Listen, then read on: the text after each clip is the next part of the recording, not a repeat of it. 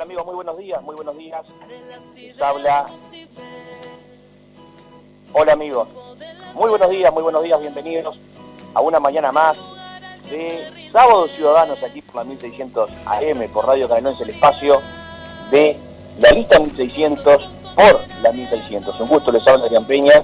Otro sábado más, un sábado lindo, está fresco, pero está lindo en el departamento de Canelones. Anoche estuvo amenazante, llovió algo, pero muy poquito, también en la madrugada. Pero bueno, hoy el día realmente está lindo, despejó y es un día disfrutable. No es un día de mucho calor, a pesar de que todavía estamos en fecha de calor, pero es un día agradable. Sobre todo pensando en aquellas personas que arrancan un fin de semana largo, ¿no? Porque el tradicional feriado de carnaval, que además es licencia tradicional de muchos, como por ejemplo en la construcción. Así que bueno, con muchísimo gusto compartiendo este sábado en vivo, como siempre, a través de Radio Continental. En los primeros minutos, bueno, comentarles que Ernesto Talvi continúa, o más bien culminó el pasado 28, su gira Pueblo a Pueblo. Es una gira que arrancó Ernesto Talvi en el departamento de Canelones, precisamente en el balneario Costa Azul. Un formato, como siempre decíamos, diferente, donde el candidato básicamente responde preguntas de la ciudadanía que se acercan a escucharlo. Fue una muy linda estancia, recorrió prácticamente todo el país desde ese primer Pueblo a Pueblo que fue el 25 de enero hasta el último, que fue el 28 de la noche en la ciudad de Sarandí del Chile. Esta semana última estuvo por San José, estuvo en Ciudad del Plata, en la plaza de la Ciudad de Libertad, estuvo en Paso de los Toros y luego, tras un pasaje por Villa del Carmen, se cerró en una actividad en Sarandí del Chile, donde además se encontró casualmente con el senador Jorge Larrañaga. Bueno, allí en la plaza de la localidad se saludaron y bueno, esas cosas lindas que tiene la política en el Uruguay todavía, donde podemos discrepar, podemos tener diferencias, obviamente de eso se trata. Para eso presentamos diferentes opciones, diferentes ideas a consideración de la ciudadanía, pero por sobre todas las cosas está el respeto por lo que el otro hace, por lo que el otro piensa, por aquellas cosas en lo que el otro cree. Así que bueno, ha sido una semana muy intensa.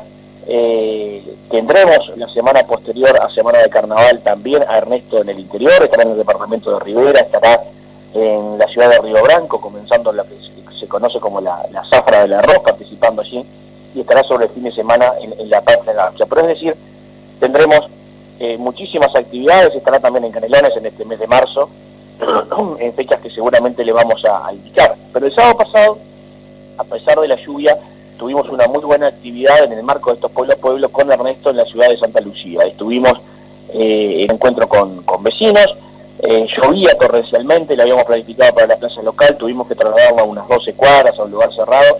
Sin embargo, la cantidad de gente que nos acompañó realmente nos sorprendió, mucha gente interesada en escuchar a Ernesto y sobre todo gente que nosotros vemos normalmente nos acercaba a la política. De eso se trata este proyecto, de generar confianza en aquellas personas que no estaban creciendo en la política al cual venía dándose, ¿no? Generar un candidato que tiene propuestas claras, ideas claras, y un candidato que viene de fuera de la política, por más que ha estado siempre vinculado a ella por su condición de analista y de políticas públicas, pero que se integra recién ahora a la política partidaria y viene, digamos, con la hoja en blanco, viene sin ninguna mochila, viene sin ninguna contaminación de estas que a veces hay en la actividad política.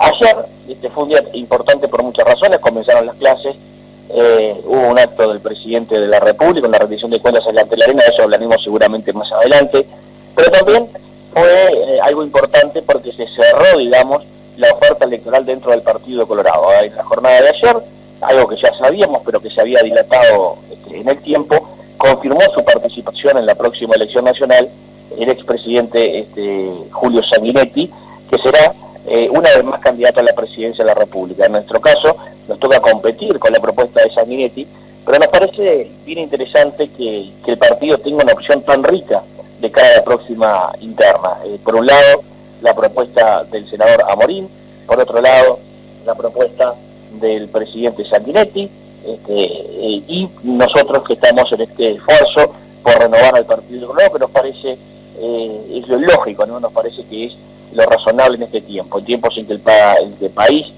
va a enfrentar lo que va a enfrentar el mundo, que es muchísima incertidumbre a la hora de tomar sus decisiones, escenarios a nivel local y a nivel internacional muy inciertos, con transformaciones importantes, sobre todo por el efecto de las tecnologías sobre las fuerzas de trabajo, es decir, un mundo sobre el cual lo único que conocemos es que será cambiante, que será incierto, que ofrece cada vez menos seguridades, menos certezas.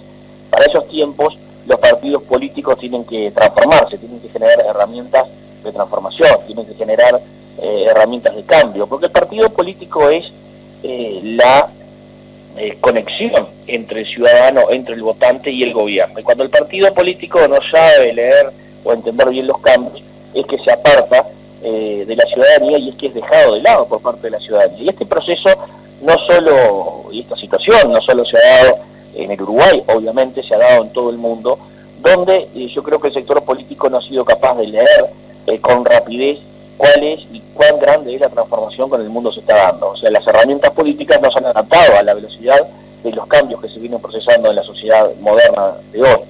Pero nosotros creemos que para prepararnos para esa nueva sociedad necesitamos un partido renovado, un partido con nuevos actores, con nuevas cabezas, con nuevas visiones, capaces de presentar un proyecto de país que suponga precisamente transformaciones profundas, la que el Uruguay ya hizo muchas veces a lo largo de su historia, sobre todo y principalmente el influjo de los gobiernos vallistas. Una transformación de esas dimensiones tan ambiciosa es lo que el Uruguay está necesitando desde mi punto de vista, y por eso nosotros estamos acompañando y con mucha fuerza la candidatura de Ernesto Talvi, porque creemos que representa esto, que representa la transformación, no solo la renovación, sino transformar al partido en una herramienta útil para la ciudadanía, sino que sentido tiene, y por otro lado, creo que encarna determinado tipo de valores y principios que hoy la ciudadanía está reclamando. Ernesto no viene aquí por ningún cargo, viene aquí por hacer las transformaciones que el Uruguay necesita, que parecen ser impostergables, sobre todo en materia de seguridad, en materia de educación, en materia de inserción internacional, para tratar de sacar adelante el país de una buena vez, para transformar al país nuevamente en ese pequeño país modelo que supo ser en los tiempos de Valle y Ordóñez. Hoy son otras decisiones, hoy son otros tiempos, hoy son otras herramientas las que tenemos que utilizar, pero están allí al alcance de la mano. No hay nada en lo que se proponga Ernesto Talvi que no se pueda realizar, algunas en más tiempo, algunas en menos tiempo, pero son todas cosas realizables, cosas que se están desarrollando en otras partes del mundo y que así son exitosas y que deben poderse hacer sin ningún tipo de inconvenientes en Uruguay, y algunas que son con origen y características de nuestro país, pero cosas que se pueden hacer en todas las áreas. La inacción, entendemos nosotros, no es el camino, la inacción no es en ningún caso una opción para enfrentarnos a estos problemas, y por tanto es que nos involucramos en esto. Y bueno, nos toca competir con Sanguinetti, algo que no estaba en los planes originalmente, obviamente por la edad del expresidente y porque además se había anunciado reiteradamente, incluso hasta hace un año, 20 años lo hizo así, que no sería más candidato para facilitar estos procesos de renovación de los que venía hablando recién, pero bueno, las circunstancias, ha dicho él, han hecho que cambie de parecer y que se integre a la campaña política. Parece ser esto una buena noticia para el país y una buena noticia para el Partido Colorado, que va a tener una interna linda, una interna competitiva en la próxima elección. Nosotros admiramos, respetamos mucho al presidente Sanguinetti, es alguien con 2 gobiernos arriba, con una gran experiencia, con un gran conocimiento, pero claramente en esta instancia no nos estamos preguntando, digamos, quién es la persona con más credenciales, sino quién es la persona capaz de estar al frente del partido y quién es la persona ideal para estar en su tiempo al frente del gobierno nacional a partir del 2020. Y es ahí donde nosotros nos inclinamos claramente por Ernesto Talvi, porque todo tiene sus tiempos y además estos procesos de renovación deben ser constantes y permanentes. Y bueno, creo que no debemos detener los procesos de renovación que son tan buenos y tan sanos para los partidos. Son buenos para la política porque es bueno que se renueven los gobiernos en la política, pero también son muy buenos hacia la interna de los partidos políticos. Me parece a mí esto una cosa bien, pero bien importante, porque la renovación es la savia nueva que va entrando en los partidos políticos para que no queden anquilosados, para que no queden con las viejas prácticas de manera permanente. Sobre esto o de esto no está curado ningún partido político. Por tanto, me parece que es muy importante este esfuerzo de renovación que estamos haciendo nosotros. Cuando llegue junio estarán las propuestas sobre la mesa. Esta es la nuestra, renovar el Partido Colorado, transformarlo en una herramienta moderna, en una herramienta eficaz, generar propuestas con contenido, generar una alternativa al Frente Amplio, a lo que gobierna hoy, pero no solo por el contra del Frente Amplio, sino porque estamos proponiendo un camino de aquí a los próximos 30 años. En política siempre se habla de futuro, es verdad, el pasado, por muy bueno que haya sido, ya pasó y no se puede volver a él. Tenemos que ver cómo nos preparamos para los próximos 30 años, cómo generamos un escenario para que el país crezca en los próximos 30 años, cómo dejamos y organizamos al partido para los próximos 30 años. Ese es el desafío, el futuro, siempre el futuro, lo que Valle y Ordóñez denominaba el porvenir. Ese es el desafío, ese es el trabajo en la actividad política, pensar hacia adelante. Si pensamos hacia adelante, si pensamos en lo que viene, si pensamos en lo que hay que construir, si pensamos en esas transformaciones interesantes y lindas de hacer, si pensamos en el desafío, siempre es en clave de futuro, y para nosotros siempre es acompañando y respaldando la candidatura de Ernesto Talvi, que vino justamente a darnos ese oxígeno, a darnos la oportunidad de transformar y que se involucre en la política tanta gente nueva. Bienvenido el presidente Sanguinetti a la competencia, haremos el máximo esfuerzo por ganarle. Si eso no se da, o si se da, al otro día estaremos cooperando, sin duda, para que el Partido Colorado tenga la mejor elección y, fundamentalmente, de la mano del Partido Colorado, con la ayuda del Partido Colorado, con el liderazgo del Partido Colorado, lograr ese cambio que el país necesita, cambiar de signo. Ese cambio es el compromiso con el que arrancamos nosotros desde agosto del año pasado, cambiar la actual dirección que tiene el país desde el rumbo político, desde el rumbo económico, desde el rumbo social. Ese es nuestro compromiso, y desde donde estemos, desde el lugar que nos toque estar, que es donde la gente nos va a poner a través de su voto, desde ahí nosotros vamos a estar dando esa pelea. Ese es nuestro compromiso y eso es lo que vamos a hacer.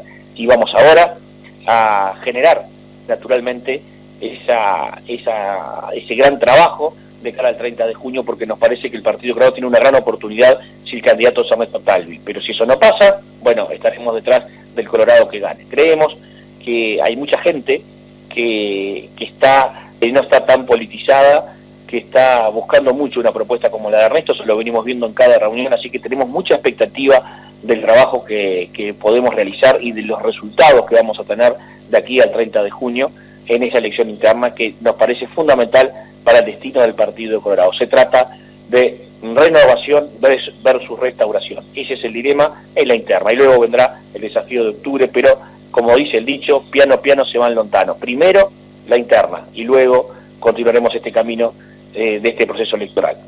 Amigos, como siempre los invito a escuchar. Les digo que se pueden comunicar a través del 092 100-600. 092-100-600 es la línea para aquellos que quieran mandar mensajes de texto o mensajes de WhatsApp para comunicarse con nosotros en esta transmisión de sábado. Hoy Ernesto Talvi va a estar en la localidad de Tala. Esta tarde estará visitando el Festival del Gaucho, el tradicional Festival del Gaucho organizado por René Martínez, allí hace unos 30 años, en Tala, la gran fiesta del Mercosur, allí se ha denominado.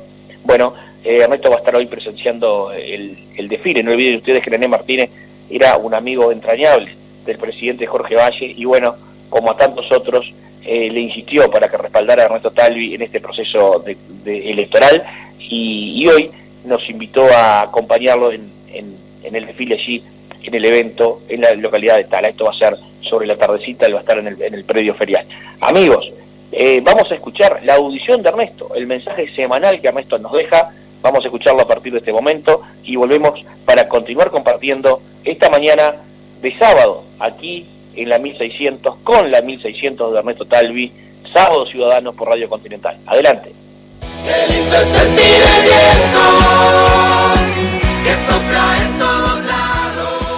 Soy Ernesto Talvi, precandidato a la presidencia en el Partido Colorado por el sector Ciudadanos, y es un gusto estar de nuevo con ustedes en este espacio Pensando en Voz Alta.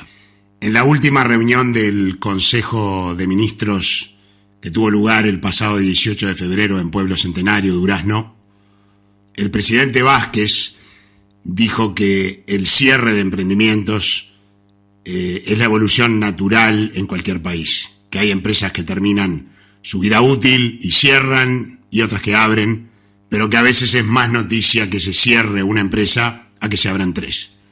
El ministro de Trabajo, Ernesto Murro, había dicho algo similar pocos días antes. Aún en economías prósperas, cada año abren y cierran cientos de empresas, pero se crean empleos. Y lo que está pasando en el Uruguay es que efectivamente se están abriendo y cerrando empresas, pero se están perdiendo empleos. Hay una enorme falta de trabajo y esto es hoy la principal preocupación de los ciudadanos. Veamos qué es lo que está pasando. Desde que empezaron las dificultades económicas en el año 2014, se abrieron 4.600 empresas más de las que cerraron. En ese mismo periodo se perdieron 37.000 puestos de trabajo. ¿Por qué? ¿Por qué se abren más empresas de las que se cierran y se pierden puestos de trabajo? Porque las empresas que abrieron, 8.700, fueron unipersonales y las que cerraron, unas 4.100, son pequeñas, medianas y grandes empresas que generan más del 90% del empleo en el país. Por eso, aunque se abren empresas, se pierden empleos. Para ilustrar con un ejemplo, si una empresa con 100 trabajadores cierra sus puertas y 20 de esos trabajadores, cada uno de ellos abre una unipersonal para volver a trabajar, al fin del día lo que vamos a ver es que se van a abrir 20 empresas unipersonales y va a cerrar una, y en el total habrán abierto 19 empresas, y esto es lo que el presidente Vázquez y el ministro de Trabajo nos dirían: han abierto 19 empresas en el país, pero lo cierto es que se habrán perdido 80 puestos de trabajo, y eso es exactamente lo que está pasando en el Uruguay. La visión del presidente Vázquez pretende disfrazar la realidad, adornarla, endulzarla, pero la realidad es terca. Y la realidad es que las empresas uruguayas están enfrentando un grave problema de rentabilidad y un grave problema de competitividad. Y por tal motivo es que están cerrando empresas, se están achicando empresas, están entrando en dificultades financieras empresas que son los principales empleadores del país, y que por ese motivo es que se pierden miles y miles de empleos. El rol de un gobierno no es endulzar la realidad, sino reconocerla y encararla. Es hora de que el gobierno asuma su responsabilidad. Soy Ernesto Talvi, muchas gracias por escucharnos, nos reencontramos la semana que viene. Qué lindo es sentir el viento que sopla en todos lados. Amigos, muy claro Ernesto en sus conceptos, es decir, los números. El presidente Vázquez habló en el último Consejo de Ministros de que aumentan la cantidad de empresas. En realidad, básicamente, y traduciendo todo esto, son empresas unipersonales, gente que se queda sin laburo en las empresas en las que está trabajando y arme su empresita unipersonal para algunas cosas. Entonces cierra una empresa como Fleischmann, como Caputo, que tiene 2.000 empleados, y luego esos empleados van y arman una empresita, arman un almacencito, abren una distribuidora, un repartito, bueno, y abren su pequeña empresa unipersonal, pero no son las 2.000 plazas de trabajo que se recuperan a través de esas pequeñas empresas, obviamente. Entonces, medido esto a través de la cantidad de empresas que se abren y la cantidad de empresas que se cierran, es tramposo, literalmente es tramposo. Entonces, hay que decir las cosas como son. El problema del empleo, el problema del trabajo sigue siendo uno de los problemas más importantes. El Uruguay está teniendo un crecimiento que se denomina asimétrico, es decir, es un crecimiento económico que ha sido bajo, pero ha sido crecimiento en el último año. También se plantea para este año incluso un pequeño crecimiento económico del Producto Bruto, pero eso no permea el trabajo, no genera trabajo. ¿Y por qué? Bueno, porque ese aumento básicamente se da en sectores que no son a aquellos sectores que generan trabajo de manera genuina. El sector primario, el sector secundario y el sector de servicios, básicamente el comercio, son los principales generadores de empleo y son esos los que están pasando por las mayores dificultades, básicamente por los elevados costos que tienen las empresas, por la elevada carga, ya no solo desde el punto de vista fiscal, que es muy alta, sino también sobre los costos operativos a la hora de trabajar, no sé, combustible, energía, en fin, todo es terriblemente caro en el Uruguay y cuesta mucho mantener las empresas abiertas. Por eso las empresas cierran, o por eso las empresas cierran para instalarse en otras partes. Esa es la realidad. Un indicador bien importante que se conoció ayer tiene que ver con el aumento de los seguros de paro. Es decir, ella también es un indicador porque es gente que no está trabajando, pero que no aparece en este índice de desocupación. Es decir, son empresas que están próximas al cierre, que se envía a la gente al seguro de paro, eso porque están con una subactividad, con una muy baja actividad y no pueden retener personal, y por eso van al seguro de paro por un tiempo, o es la etapa previa, lamentablemente, generalmente, a un despido. Así es como funciona esto, lamentablemente, ¿no? Entonces, hay, y si ustedes ven los números, si vemos el igual periodo del año pasado, en lo que va de este año, en estos 2 primeros meses del año, hay un 45% de aumento de seguros de paro. Esa es información que se conoció anoche. Hay un 45% de aumento de los seguros de paro del año 2018 con relación al año 2019. Eso habla un poco, ¿verdad?, de la tendencia, de cómo viene la cuestión en materia económica y sobre todo cómo impacta en el mercado laboral. Un tema que no quería dejar de tratar en este espacio del día de hoy, en esta comunicación con ustedes en el día de hoy. No olviden, aquellos que se quieran comunicar lo pueden hacer al 092-100-600, 092-100-600. Es lo que tuvo que ver naturalmente con el hecho más importante de la jornada de ayer. Como decía, fue un día de hechos importantes. Ayer también comenzó el último año de esta legislatura, ¿verdad? El último año de la legislatura que culminará en el 2020. En el Parlamento Nacional sesionaron ambas cámaras, se fue elegida la diputada Cecilia Botino de Paysandú como presidenta por este ejercicio, pero además luego se reunió la Asamblea General, en fin, comienza formalmente, digamos, el periodo de sesiones legislativas de este año 2019. Pero ayer también se cumplieron 4 años de este ciclo del presidente Vázquez, un ciclo en que nosotros hemos siempre mencionado. Nos ha parecido que los logros han sido muy escasos. Yo creo que si uno advierte, el primer periodo del presidente Vázquez tiene muchos reconocimientos para hacerle en cuanto a cosas que se avanzaron. Está bien que fue un país que se agarró por parte del Frente Amplio en senda de crecimiento luego de la crisis del 2002, ya el país crecía a buen ritmo desde el 2003, pero hay que reconocerle al presidente Vázquez una serie de cambios y una serie de cosas positivas que se dieron en su primer gobierno.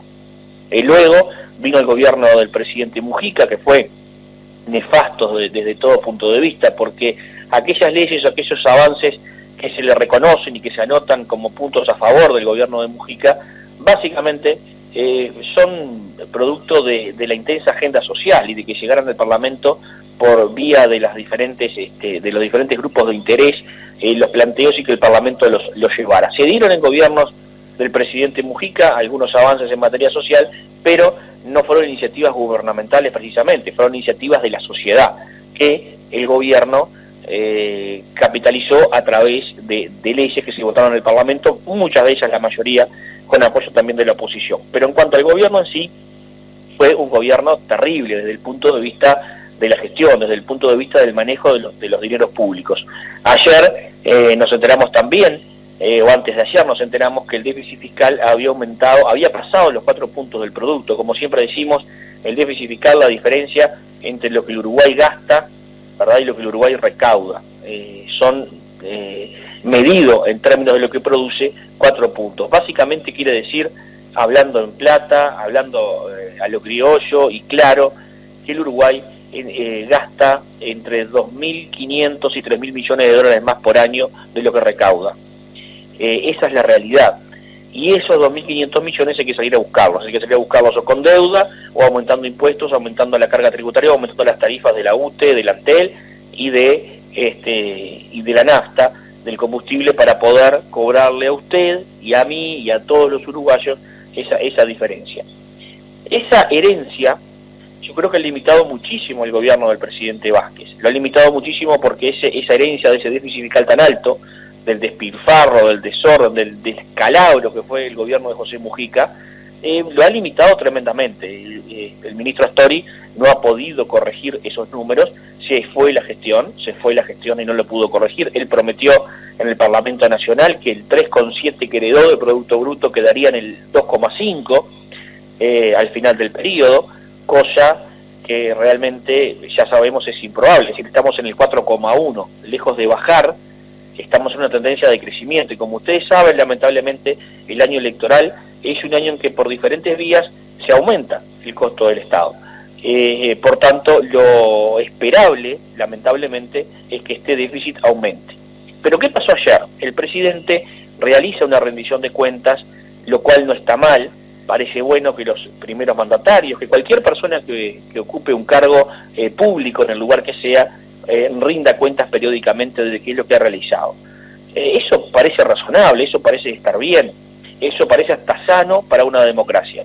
Sin embargo, nos encontramos con otra realidad, nos encontramos con un acto político, nada más y nada menos que en el Antel Arena, es decir, todo contaminado por la política partidaria, por la política electoral, además, en algo verdaderamente, yo creo, que de carácter inconstitucional, según han señalado quienes entienden de esto, porque bueno, allí está el artículo 77 que prohíbe manifestaciones como la que ayer el presidente hizo en el Antel Arena.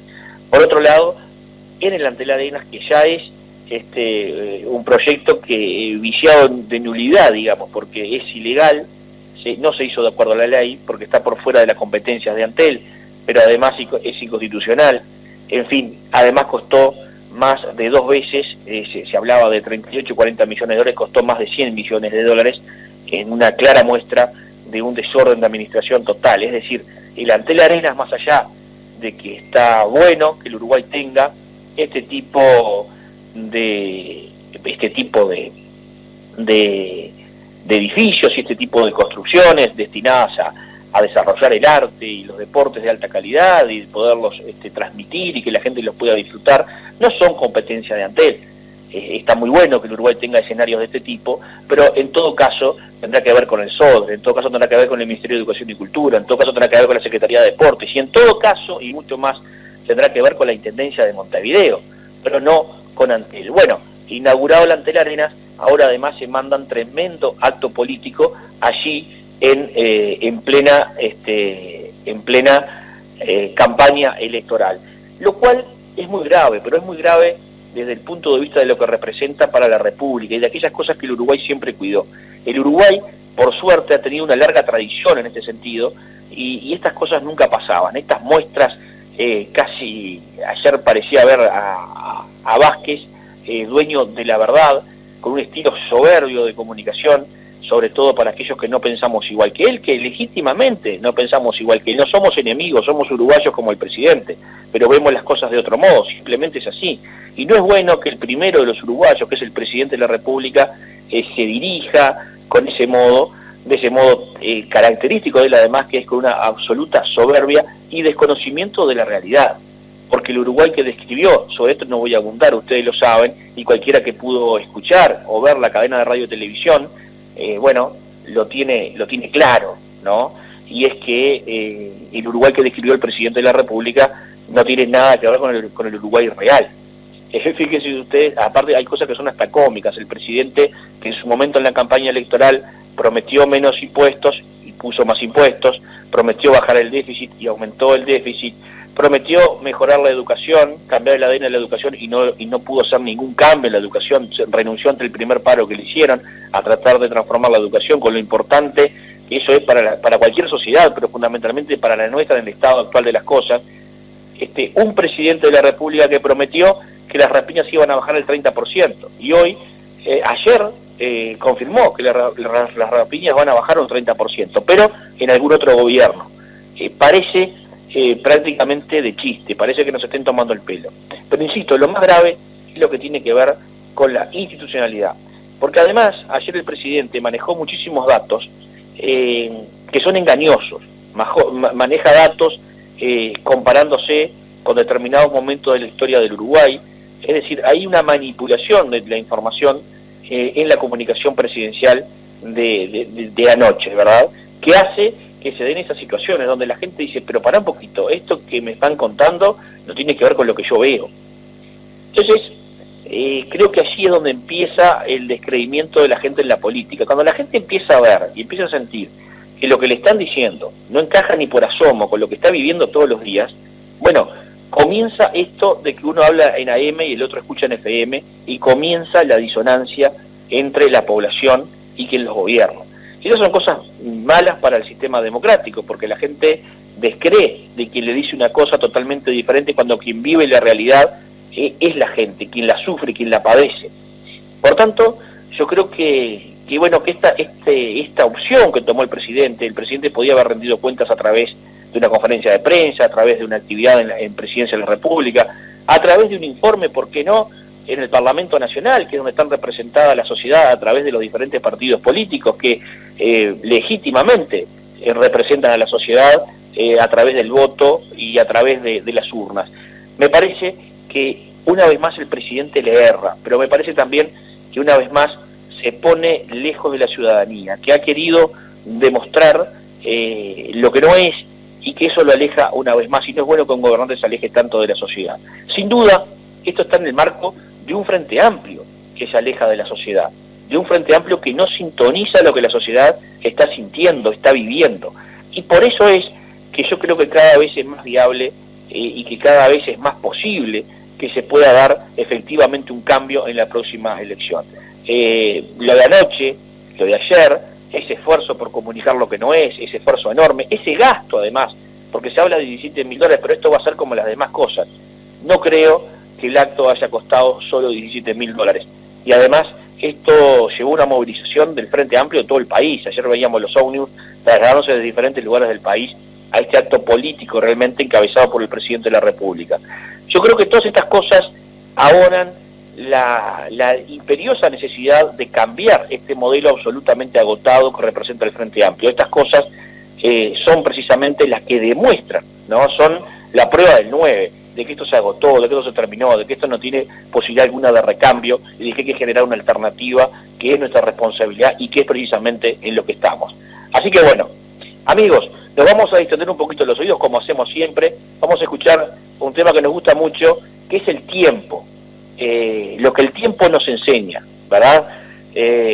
Como ustedes saben, la vida va pasando, como ustedes saben, la experiencia se va ganando y todos los días aprendemos algo nuevo, con las cosas buenas, con las cosas malas, y bueno, como siempre dicen, o como está el dicho que dicen, el tiempo es sabio. Bueno, el tiempo muchas veces te da la razón, muchas veces te demuestra que estuviste equivocado, pero bueno, el tiempo va pasando y uno va aprendiendo.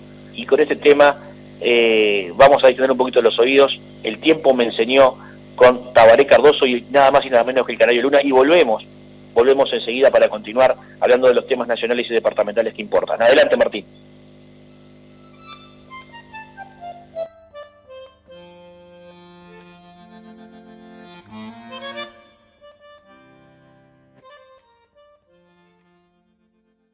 Bien, amigos, el tiempo me enseñó.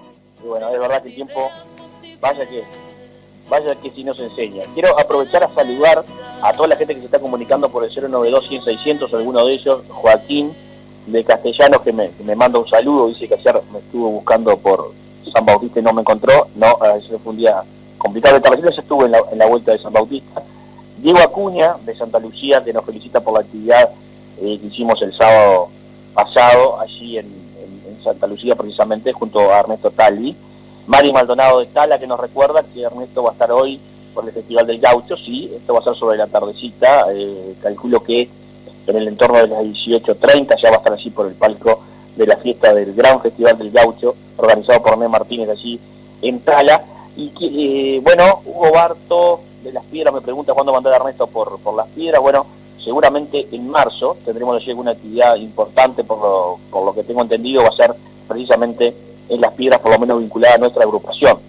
Pero tengo pocos minutos, pero quiero saludar muy especialmente este mensaje que llega desde Artigas, nos están escuchando por internet, te estamos escuchando, un saludo desde la costa del río Uruguay a la altura de Colonia Palma, Artigas, pero Renato Sambucetti, un gran abrazo, un gustazo de estar, que nos estés escuchando, en una zona que es la zona más productiva arrocera del Uruguay, porque si bien conocemos la zona este como una zona altamente productiva en materia de arroz, esa zona del país es la zona más productiva por el efecto de las ventajas que tiene, no solo en cuanto al tema de irrigación, sino también el tema del sol en esa zona del Uruguay.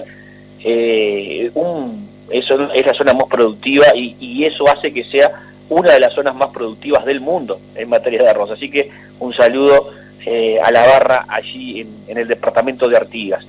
Esta semana, como tantas otras semanas, han habido noticias sobre las que vamos a hablar en los últimos minutos del programa, vinculado a decisiones de la Intendencia de Canelones, decisiones polémicas todas ellas. Una que sí voy a analizar, voy a tratar ahora en 2 minutos, tiene que ver con $10.000 que dona la Intendencia de Canelones directamente, sin pasar por ningún proceso, a la radio Canelones. Una radio que sabemos ha tenido problemas porque ha sido vandalizada, pero que es una radio afín totalmente al Frente Amplio, es una radio propiedad del Partido Comunista, y bueno, allí básicamente solo participan actores del partido de gobierno.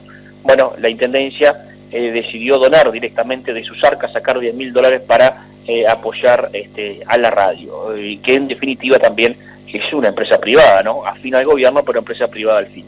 Nosotros a través de nuestros ediles hemos solicitado un pedido de informes para que nos expliquen en base a qué norma esto está amparado y además si realizó los procedimientos correspondientes y pasó por el análisis del Tribunal de Cuentas de la República. Veremos qué es lo que responde la Intendencia, pero no estamos de acuerdo con eso. Como ustedes saben, nosotros hemos estado trabajando mucho en el tema del llamado mega basurero, el centro de disposición final de recursos que se trató de instalar allí a orillas del río Solís Chico. Bueno, sobre finales de la semana pasada, los directores de la Intendencia fueron a la Junta Departamental, y lo que vamos a escuchar ahora es un análisis de dicha sesión por parte de nuestro edil Walter Servini. Adelante.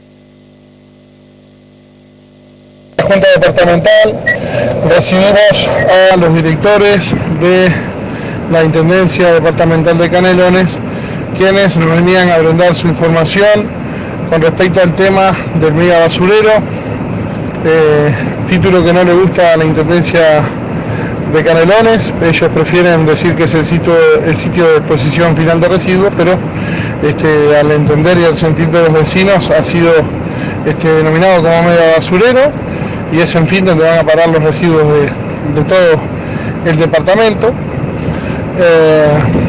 En esta sesión nos dejó gusto a poco y fue por varios motivos. El primer motivo es debido a que los ediles de la oposición presentamos una moción en la cual solicitábamos que se recibieran en el seno de la Junta Departamental de Canelones sí a las autoridades de la Intendencia, al intendente o a las autoridades que él entendiera enviar a nuestro recinto departamental, pero también solicitábamos que pudieran concurrir a sala para brindarnos toda la información y un panorama más amplio, no solo de lo que había sucedido con la ubicación anterior, sino también para que se explicara un poco cómo fue el proceso a la negativa al lugar propuesto, no solo por Aborgama, la empresa ganadora de la licitación, sino aprobado por la Intendencia, y allí pudieran dar las explicaciones con un panorama mucho más amplio, y también concurrieran los directores de OCE, autoridades de OCE, para explicar la toma de agua que se iba a realizar y demás. Esta propuesta de invitar a las autoridades de la Intendencia, autoridades de OCE y autoridades de la INAMA, el Ministerio, fue negada. Esta moción la votaron negativo los ediles del Frente Amplio, quienes nos negaron la posibilidad de tener a todos los actores involucrados, o a gran parte de los actores involucrados en el tema, en sala, para podernos dar la información y responder a las preguntas que los ediles de todos los partidos les pudiéramos hacer, y esta situación nos molestó y nos dejó con un poco de enojo, ya que solamente los ediles del Frente Amplio autorizaron que fueran los directores y bueno, quien designara la intendencia. Esto fue lo primero, ya arrancamos mal con el tema de la información y bueno, por supuesto que decidimos seguir adelante y vamos a estar presentes en sala y trabajamos el tema como para poder hacer las preguntas correspondientes a los directores que allí en la sesión estuvieron. El segundo tema por el cual nos quedó un sabor amargo, un gusto a poco con respecto al tratamiento de este tema, fue que nosotros pretendíamos, la bancada del Partido Colorado planteó un régimen de trabajo por el cual se pudiera hacer preguntas a los directores, o sea, partiendo de la exposición de los directores, después que se pudieran hacer las preguntas que cada uno entendiera necesaria y en el caso de no obtener las respuestas o quedar con alguna duda, que se habilitara la posibilidad de repreguntar. Y bueno, esta fue lo segundo que se nos coartó, no fue aceptado por los ediles del Frente Amplio, quienes votaron negativamente, y se votó un régimen de trabajo similar al que se viene dando cada vez que recibimos autoridades.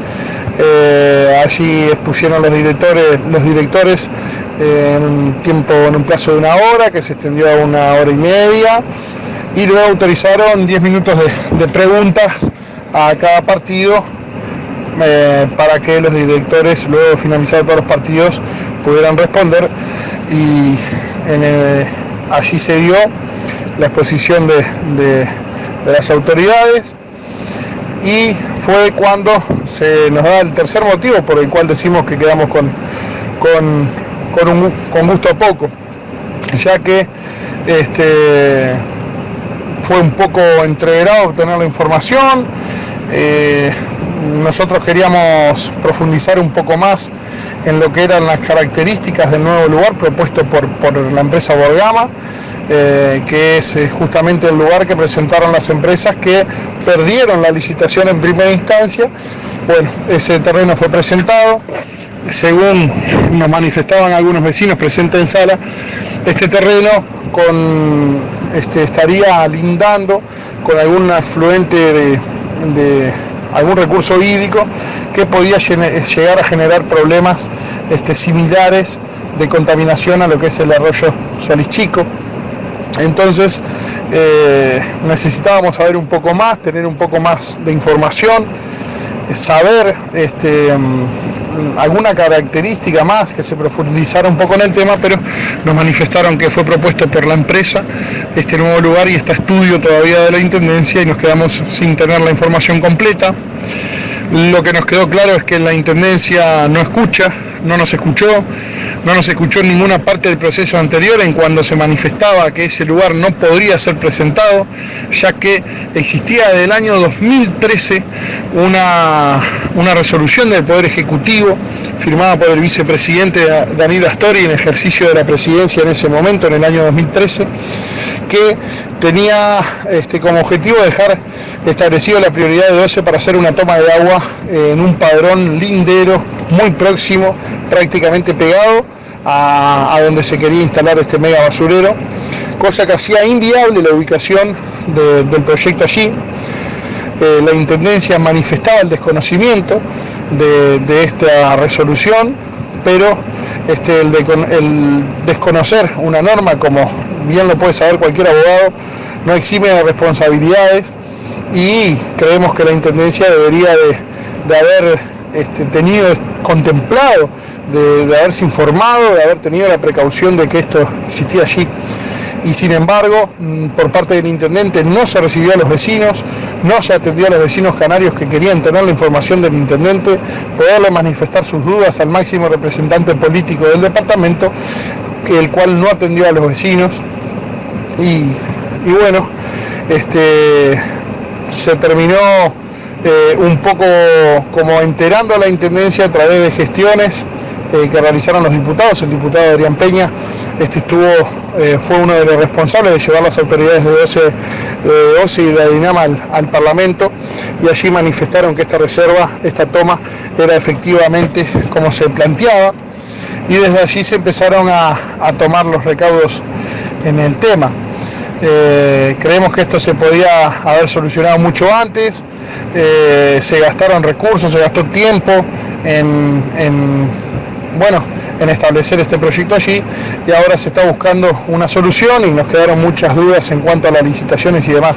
En fin, nosotros planteamos como ediles del Partido Colorado seguir muy de cerca este tema, porque pretendemos que se pasen por todos los pasos legales establecidos, todos los pasos que marca la DINAMA, que se tenga el contacto con OCE y que se siga al paso a lo que marca la ley, se hagan todas las instancias de habilitación ambiental previa y demás ante la DINAMA que garanticen que este proyecto no va a generar problemas medioambientales en donde se pueda instalar, ya que tenemos que cuidar nuestros recursos y naturalmente que nuestro territorio tiene que tener principal importancia y ser cuidado, ya que con el paso del tiempo se viene deteriorando mucho esto y hay que presentar una